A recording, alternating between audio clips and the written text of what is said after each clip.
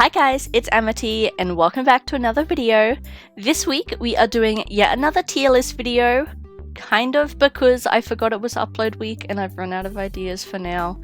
But that's fine. This week we are ranking all of the Pokemon GMAX forms that were released in Sword and Shield. We are going to be ranking them from the best to the worst. As always, this is just my opinion. Feel free to share your favorite GMAX forms in the comments below.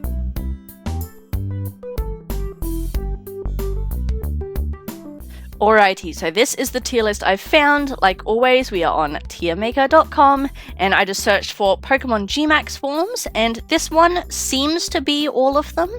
If it is missing any, I do apologize. This is just the one that I found that had the most. So I'm going to assume it's all of them and we are going to get ranking.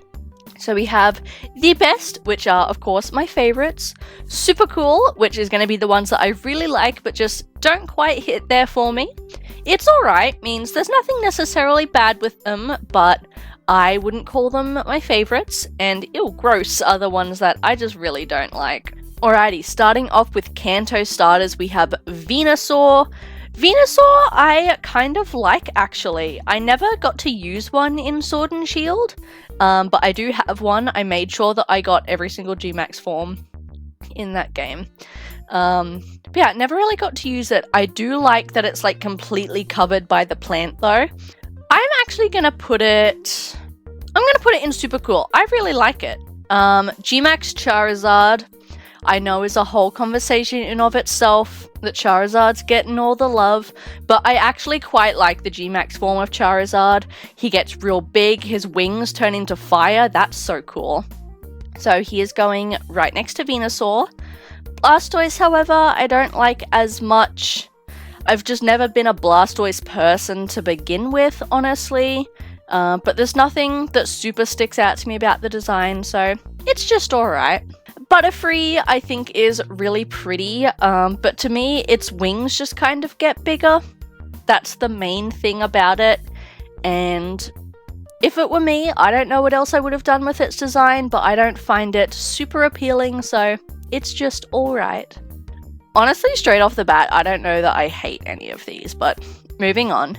Pikachu! It's Fat Pikachu.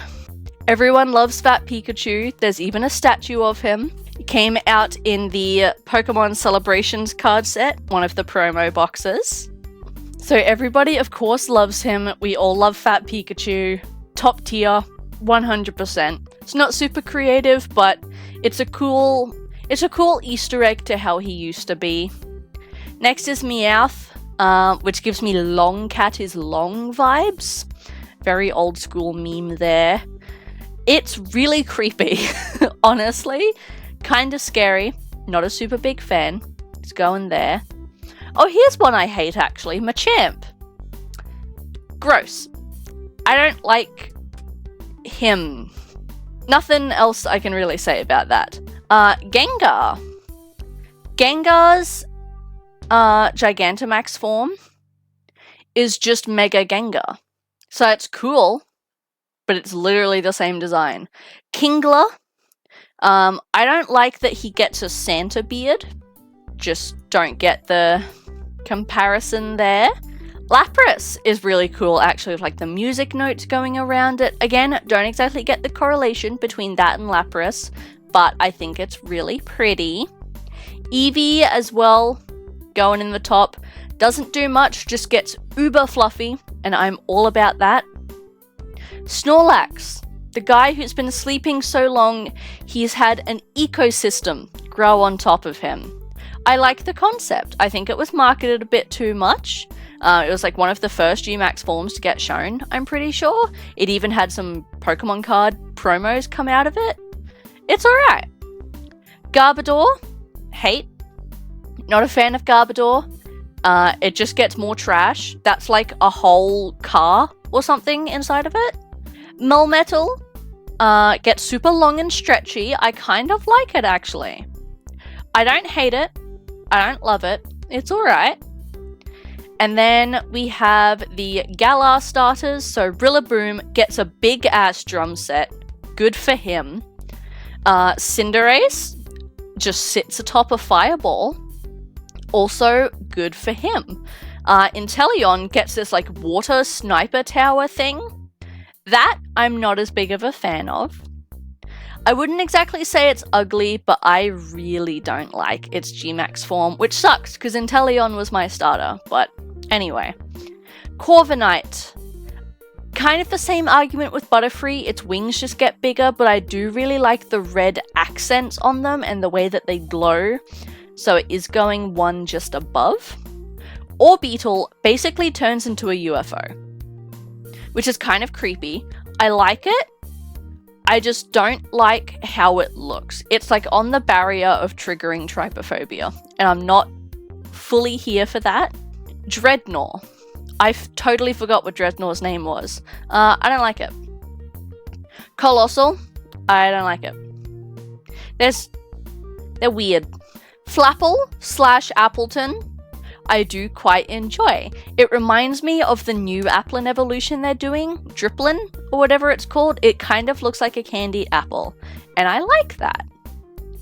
Sandaconda, it just turns itself into a tornado, which I respect, but it's kind of weird.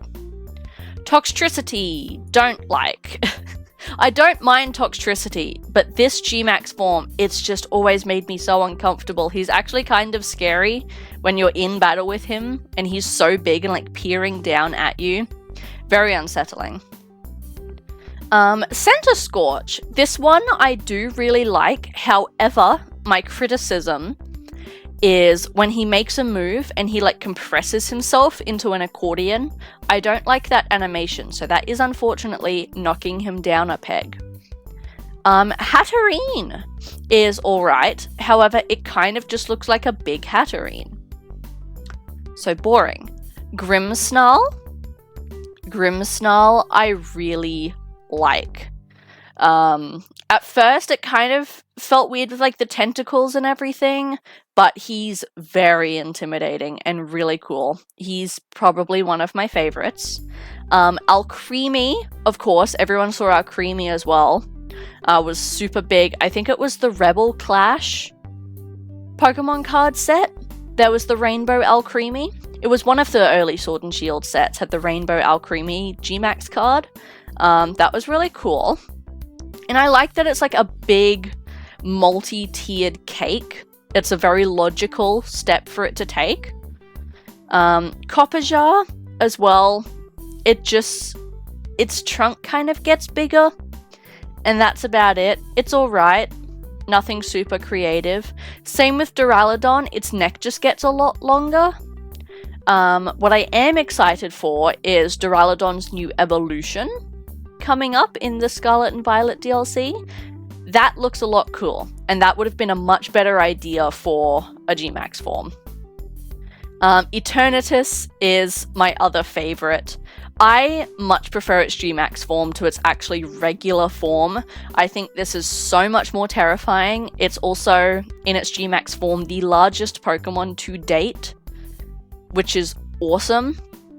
I'm pretty sure it also has one of the highest base stat totals, so absolutely terrifying. And then the Urshifu buddies.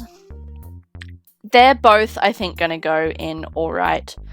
I do like them. Just, again, it's not a big enough departure from their regular designs to really make me like them. The only reason they're not in the bottom tier is because in their GMAX forms, you can actually tell a bit more which version of Urshifu they are. They look a bit different to each other, so I do appreciate that. But here we go. This is my rankings of all the GMAX forms. There's not a lot that I actually hate. I don't think any of these I really truly hate.